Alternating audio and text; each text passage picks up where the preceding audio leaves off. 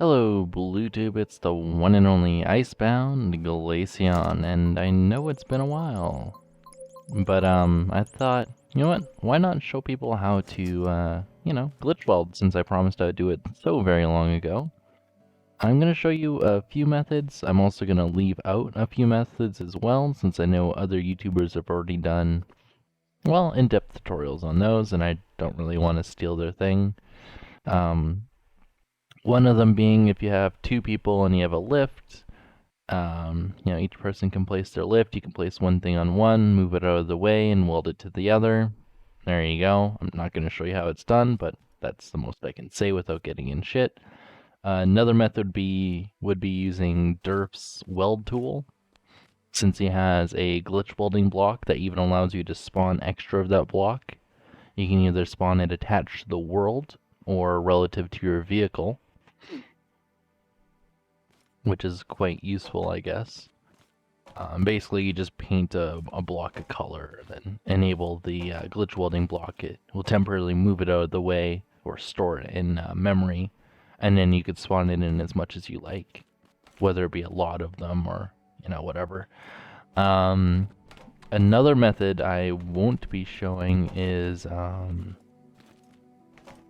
actually, never mind, I forgot what it is. But the methods I will show you are ones that are very simple, like using the mirror mod by Brent Batch, which was originally designed to have a creation. So let's just take a creation. For now, I'm just going to place a different block on there just so it's not welded weird. But you can place the mirror block, and you can, well, place things on one side and it mirrors it to the other. The thing that's useful about this, though, let's say if I wanted to, say, place something inside of something else. He didn't really intend for this, but you can literally place anything you want inside of it by using the mirror mod. So that's one method, and that's a really, really, really easy method to do. A couple other methods you can use. Let me just delete this stuff. There we go. Another method you can use is you can weld a creation to the ground.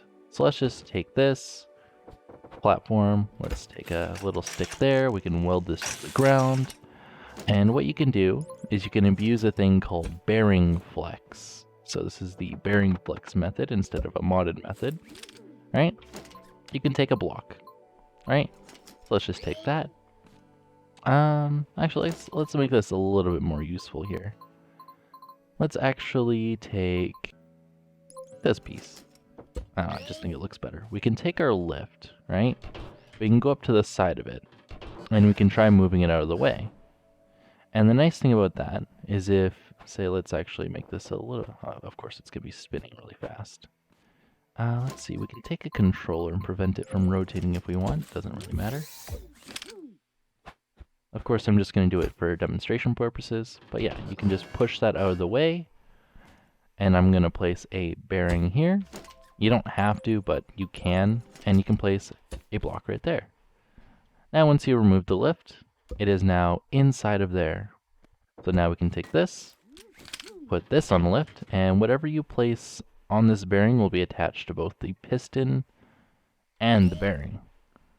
So we can actually have a bearing on both sides of a piston. And the nice thing about this is that block in the middle is actually free rotating. In actuality, though, I believe it does spin one of these. I'm actually not sure. I don't remember if this method has it, so let me check. Because I'm pretty sure one of these... Yeah, you know what? Let me just put a not round block on the end. Okay, so that still rotates. So now let's try the other side. And if it's on this side, the piston should not rotate. Yeah, okay. So right now, this cylinder or pipe piece is attached to this block. Yet you can transfer power through this block using the piston. I know this will glitch out if I if I do this. Oh wait, did they actually fix that? Interesting. Now if I put this to a range of 1. Really? So it's actually welded properly, which is good. Yeah, that's one thing that could be useful, and it's very, very simple to do. Another method we can do is we can actually take this piece here, we can put it onto a lift, and let's say if we want to have, I don't know, anything inside of here. Instead of having to push it out of the way, what you can do is you can just take a block, this, and that. We are actually going to move this controller because we don't need it there, and I'm also going to make sure that this platform doesn't fall down, because usually when you're building something like this, you already have supports. Like you'd be building it on a car, right? So of course this is going to move out of the way. What we can do is we can place a block there, and if you want, you can place a bearing there, but you don't actually have to. This method does not require a bearing on the final product, which is awesome. So what I can do is I can place a block right there, weld this to that, and I can delete everything else. And the nice thing about this is, again, there's no bearing, and you can actually power that piston, and you can see that it's still got the block inside of it. So the main thing that this would be used for is if you had a screw on the end, and then you had a block here. And you can also do this with suspension as well, so you can actually put a block inside of suspension, which again is quite useful. So you just take this, that, and that. Of course it's going to fall, which is what we want. We'll just place a block. Again, doesn't really matter. We'll put this on a lift. Take a screw this time. Again, you can put a bearing there if you want. You don't need to. The main reason the bearing would be useful is if you wanted to do, if you wanted to have a steering bearing in there for your steering suspension, right? But the thing about suspension anyways is it's only going to compress by a block, right? For the small one. So you might as well just get that block back by just doing this. Then you only have 0.3 of a block sticking on the end, and now you have a piece on the end. Again, if you want, you can actually put a bearing there, and if you do that, you don't need the extra piece right there. So I'll just do that, this is going to fall. Again, we only have one bearing this time. You can put 2 if you want, but not needed. We'll take this, put it on a lift. Actually, my bad. We need a bearing this time. Right, put this on a lift. And then as soon as you put a block on the end, it's going to weld both of those together. Again, you don't need a controller. Sometimes it's useful, sometimes it's not, but yeah. And this way you can have a block on here that freely rotates inside the suspension, and the suspension still works. The last method that I should show, and I'm going to show, again, I won't be showing the Derf's modded one because, well, obviously Derf already has enough tutorials on that, but the last one I'll show is Brent Batch's Blueprint Editor. And the main reason I want to show that is because, say if you want, if you already have a creation, or you already have a lot of stuff that you have already there, you can move it with the Brent Patch's Blueprint Editor. And some cool things you can do with that is if I look up, my voice is getting lost here, I don't know what's going on. You can make stuff like this, where there's no actual pieces on each side of that piston. There we go, maybe my voice is back now. That's better. I don't know why I was losing my voice. And before you guys say COVID, I swear to God. But yeah. So right now, this actual pipe piece on the inside is welded to the bottom of this piston. It's moved over. And so is the connection point for that. So if I try to weld it, it's actually going to weld a block away. Again, not really useful for anything, but it will automatically detach. So if that's used for anything, you can. I know in multiplayer, blocks like this are not multiplayer friendly at all.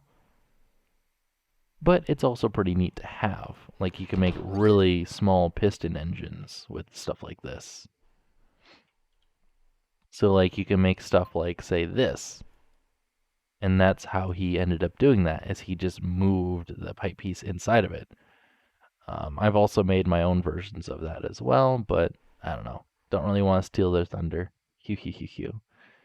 I will show it, however, if I can find it.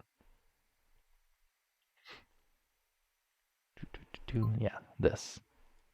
So this is a really small piston engine. So, yeah. I don't know. I like it.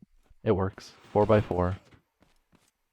By 5, unfortunately. But you don't really need this end since that'll be in your vehicle, and you don't need this end since that'll be on your drive axle. So realistically, it's 4x4x4. Hew, hew, hew, hew.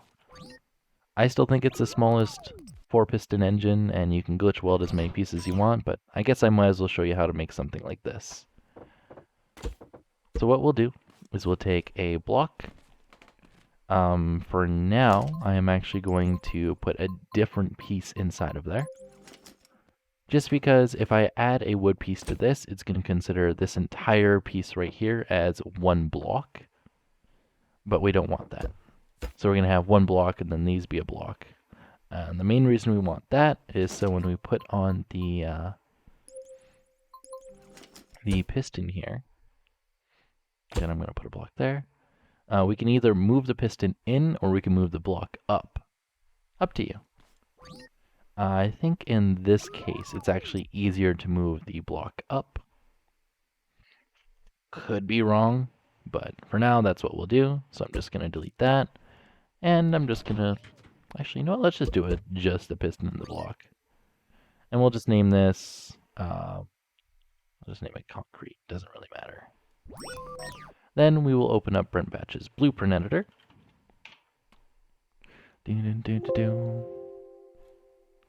Let's go OBS. Let's change it to that mode. I'll go File, Open, and we're going to look up whatever we saved it to. And we're going to go Edit. I like to go Block Properties Raw. I don't believe you have to, but that's just what I prefer to do.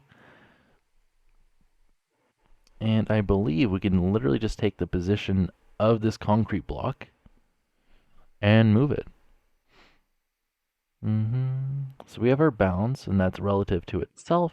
We have the position, which is relative to where it is on the creation.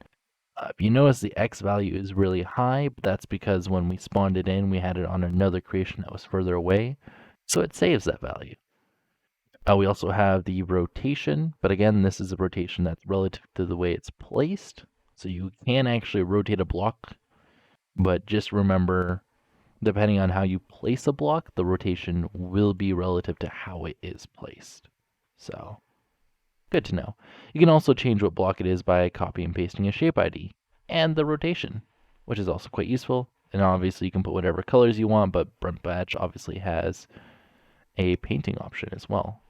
So you can literally paint everything in a creation or just one part of a creation. Like I could paint every bearing within one click. That's why I don't paint my bearings.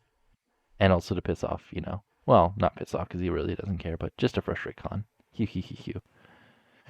So we can take the, because this is going to be horizontal. I don't remember if X or Z is the vertical, but for now, I'm just going to go like that. And we're going to apply.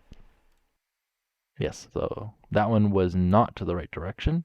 It's also outside of the bounds, so we have two options. Either we can change the bounds, right, and try again.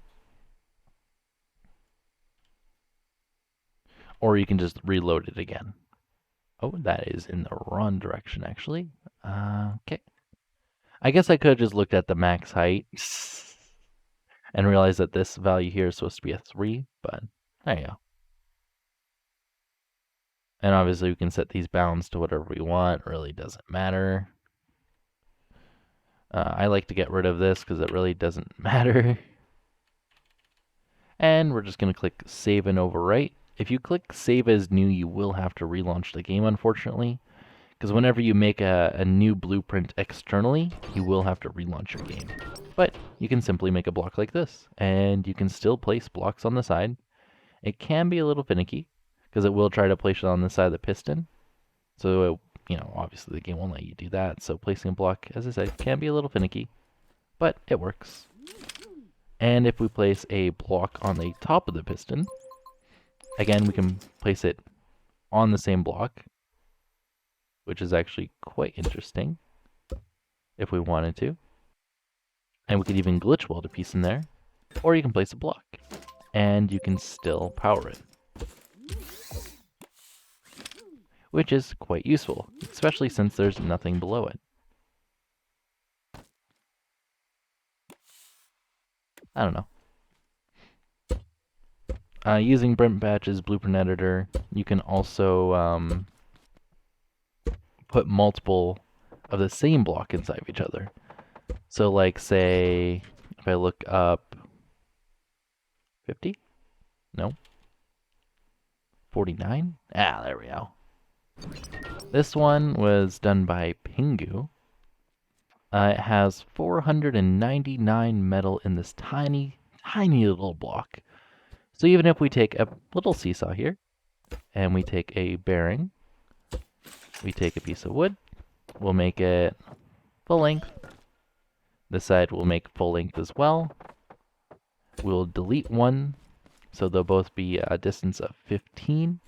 We will place metal on the one side, doink, and we will place a heck of a lot of metal on this side.